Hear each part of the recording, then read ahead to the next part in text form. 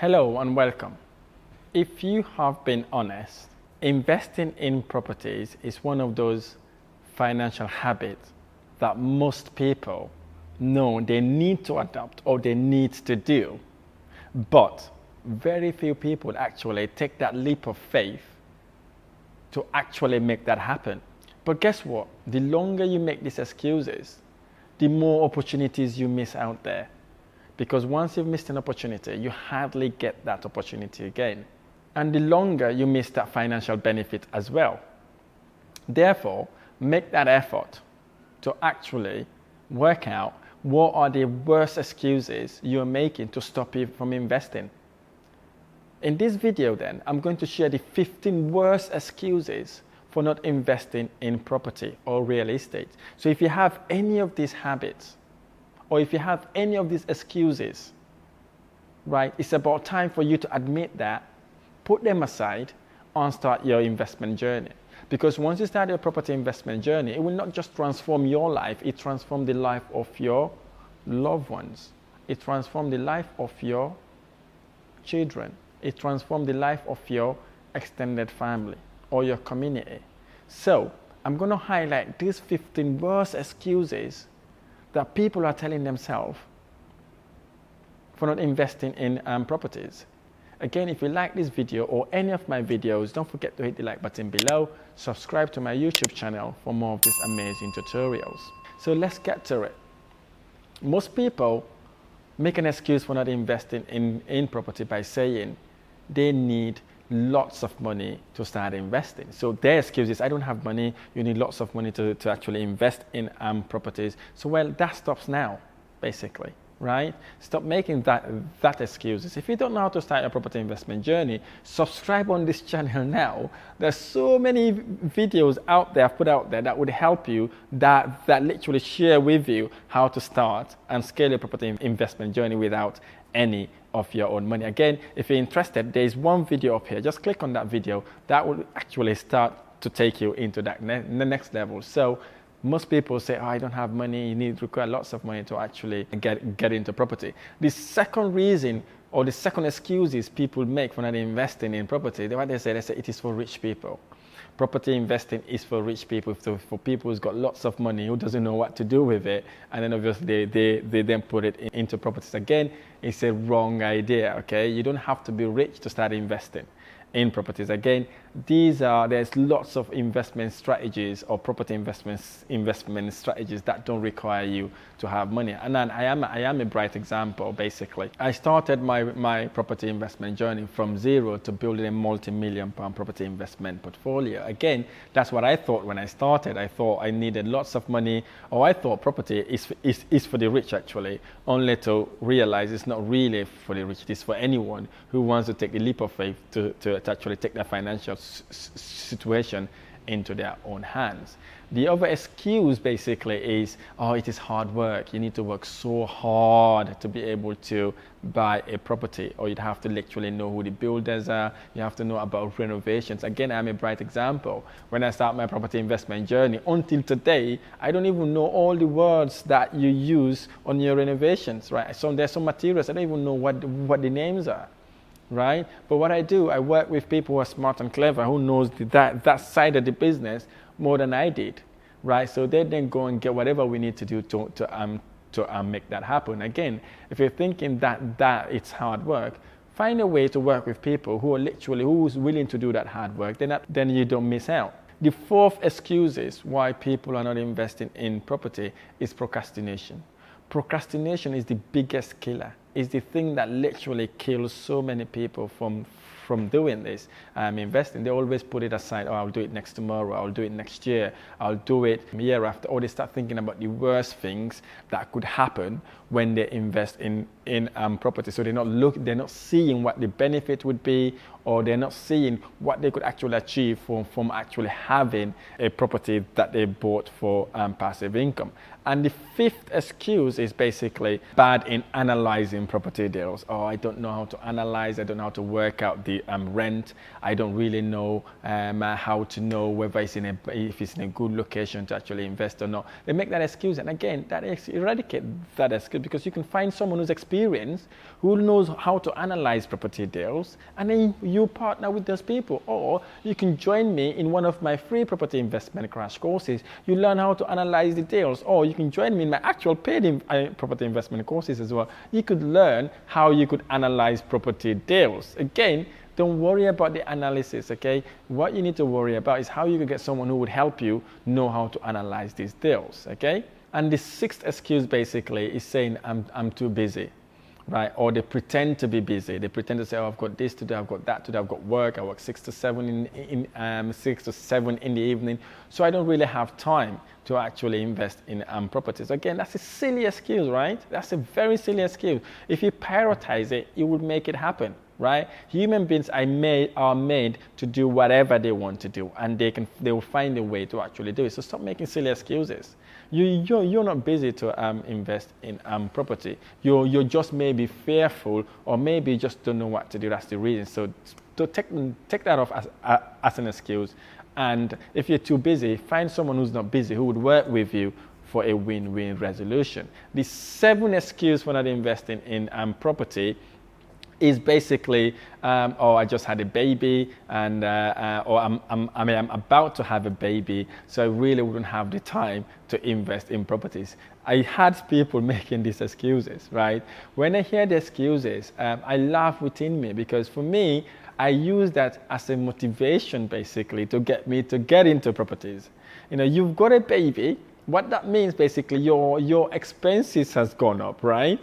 So what you should be thinking about, what can I do to increase my income instead of doing the opposite? Because if you've got a baby, you have to keep the upkeep of that baby. You have to look after the baby.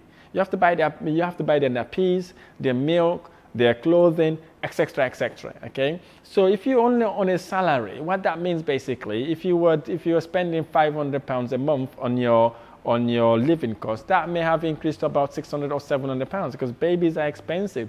So that habit, if you are one of those people who are thinking about, I'm about to have a baby, or I've got a baby, I can invest in properties, I'm asking you to please reconsider that, because that should be a motivation factor to allow you to invest in properties, because obviously that baby is your responsibility now. You need to look after him or her and ensure they've got a better financial situation or financial life than you have. Again, stop making that excuse. It's a very silly excuse, okay? That should be a motivation instead of a hindrance, okay? The eighth excuse basically, I just got married, or I am about to get married, okay? I understand marriage are expensive, okay? Don't get me wrong, I know marriages are expensive, right? But how about, because when you decide to marry, it means you're deciding to settle down, maybe to have kids or to have a family. So what that again means, basically you're going to be spending more money, because instead of spending in you, now you've got two people, right? You might be sharing the cost with your partner, etc., etc. But what you could do is, instead of spending £25,000 to £50,000 in your wedding, how about if you could spend 10,000 or 5,000 or say 15,000 in it, and you use the remaining money to invest in properties for passive income. Say you got married, you invested, instead of spending £50,000 or say £10,000, you went and spent £5,000 in your wedding. Let's say £10,000, and you had £20,000. You invest the remaining £10,000 in your education and getting few rent-to-rent deals that could generate you about £500 or say £600 a month. If you've got three of those, that is £1,500 a month. Again, that could be passive income. So again, if you're getting married, these are the things you need to be thinking about, right? You need to be thinking about how can I increase my income? Okay, instead of making that as an excuse, right? Recently, I got someone who called me, Rahim, I really, really want to get into properties, but the only reason why I'm not getting into it now, I'm getting married. I was thinking, fair enough, but to me, that's not a proper excuse for not investing in property. It's about time then for you to start investing, because once you got married, baby popped up, you've got more responsibility, more financial outgoings. So it's about time to think about, what can I do to add value to get passive income? So again, stop making that silly excuse. It's silly, right? It's very, very silly. I know you may be spending lots of money, but don't go and spend all the money you have in wedding. right? Or in a marriage, suppose you came around, wife and husband came together, suppose wife lost their job or you, the husband, lost your job. You spend all that money and you've got no passive income. That's where problems start happening in the relationship, because the wife may be expecting income or the husband may be expecting income and nothing is coming in. It causes a financial ruin, and then it ruins the relationship, and it also ruins a nice family life that you would have had. And then you then start making excuses, saying properties is not for you, saying marriage is not for you, etc., etc. So again, if you are one of those people, stop that now. If you've got any money, invest that money in properties to generate passive income. Another excuse for not investing in properties, basically, I can't get my spouse on board, meaning their spouse hasn't approved them to invest in properties, right? Again, I understand the point of view there, but they don't have to actively get involved or actually approve you, right? You have to sell the idea to them or the dream to them. They don't have to actively involved. You could inform them. Say, listen, this is what I want to get into. And what do you think? They can give you the advice. If they haven't bought a property, maybe you don't ask advice from them, right? You don't want to wait them to approve you. Why? How about if they're not financially driven? How about if they like their safe, secure income, working maybe 9 to 7 or 9 to 5, and they're happy with that, and you want to take your life to the next level? You don't want to rely on those people, right? Even if they're a wife or husband, right? You don't want them to approve you, especially if they're not financially driven, or especially if they don't want to get to the next level. So don't wait for your partner or your spouse to approve you before you get into property investment. Tell them about the idea. Tell them what you intend to do, and say, by the way, if you don't want to get involved, it's fine, but I am doing it either ways. Again, that shows that you are decisive, you are stronger, and you can get it done. But if you both have equal part in whatever you want to invest in, so what you could do, if they're not on board about it, if they're not happy with it, you've got two options. Ask them to lend you their part to invest with you for a good return on investment. Or if they said, I cannot lend you the money either, well, get your share and you literally go into the investment. You then invest, right? Get your share. So once they've seen you've improved financially and life are getting better, guess what? They will want to do the same thing. So again, don't let your spouse deter you from investing. The 10th excuse people make is basically they're afraid to fail. They're afraid maybe they will get it wrong, or they're afraid that families would literally laugh at them if they get it wrong. They're just afraid about the unknown. And again, that may stop them from investing. For me, making mistake and learn from it is better than not taking action. Because if you're afraid, it leads to paranoia, it leads you not to take action, and it leads you to stay in a job that you hate. I looked at a statistic recently. Apparently, 90% of the people, 90% of the UK are unhappy in their jobs. That is absolute disaster. 90% are in a job that they don't like, and you don't want to be one of those people, right? So the only way you grow, you take yourself to the next level, is taking that leap of faith, going through the unknown, and go through that fear, and that fear will take you to the promised land, and it makes you become more confident and more resilient to take yourself to the next level. The 11th excuse people make for not investing in properties is by saying, I can't stand tenant.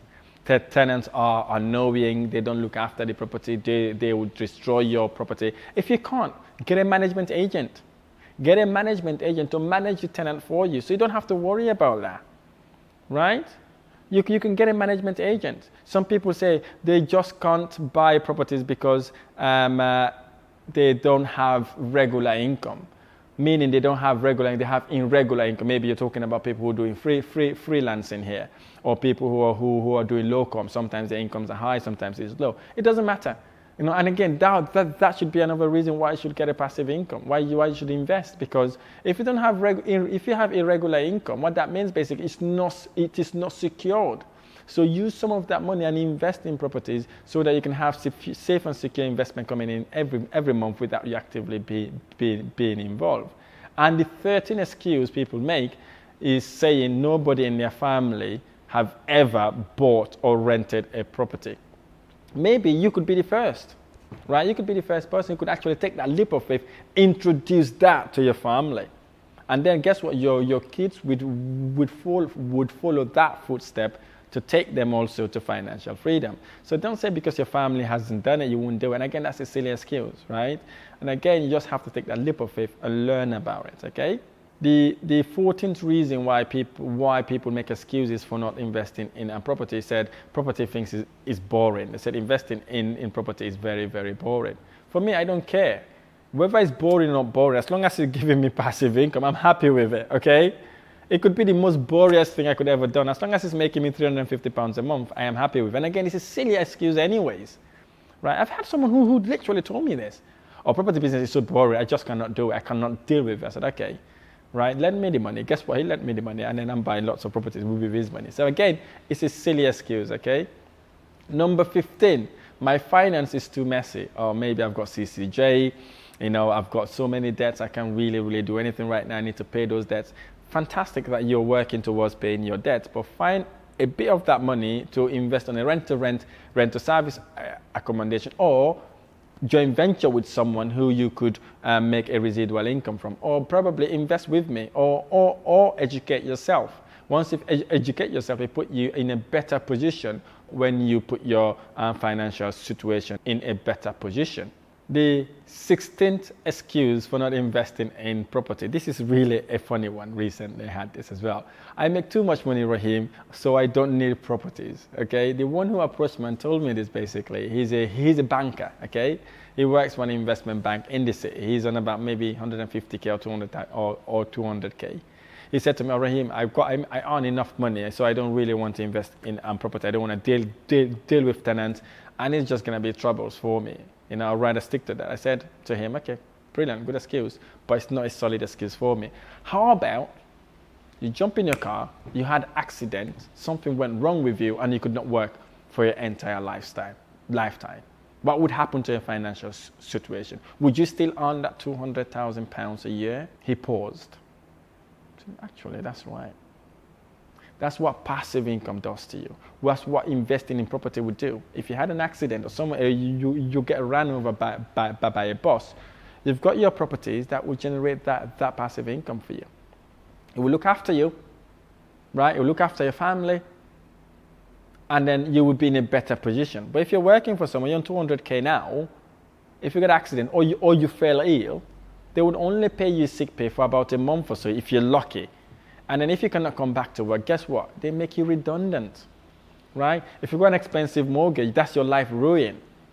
Because some of these people got £1,000 or £2,000 mortgage on their head.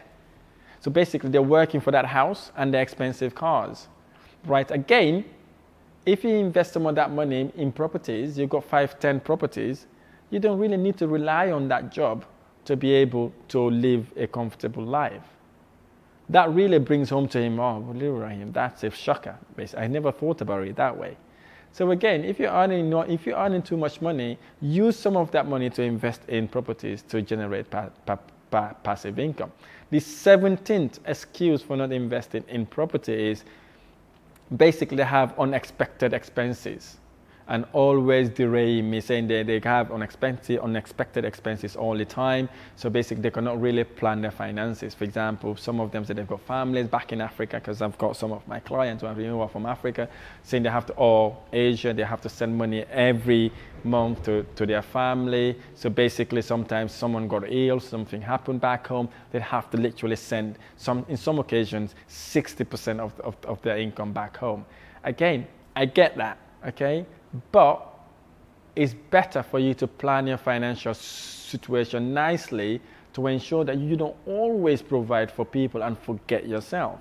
I always go with the safety analogy when you board a flight. The flight attendants, when they go through the safety announcement, they tell you to put a mask on yourself first before you put it on anybody else. So basically get your oxygen first, make sure you can breathe nicely and comfortably before you're able to help someone else. So once you become a millionaire or multimillionaire or a billionaire, you can help a lot more people in a better way by providing jobs, education, right, scholarships, or basically charity organizations. So again, these are the other ways you could actually do this. So in a nutshell then, do not allow any of these excuses to stop you from investing. If any of these are one of your excuses, now you've seen it's not a solid excuse. It's an excuse to make you feel comfortable, to make you feel like you're doing really, really well.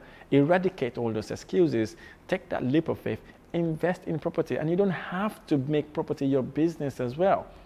You could carry on with your job if you like what you're doing, then invest in properties for passive income, right? Invest it for passive income. Should you lose that job, should you get hit by a train, should you get hit by a bus or by a car, you've got that passive income coming into you that you don't have to actively get involved. Again, I really hope this video has been helpful. If this video has been helpful, don't forget to hit the like button below, subscribe to my channel for more of these amazing tutorials. Thank you so much for listening. I look forward to sharing the next episode.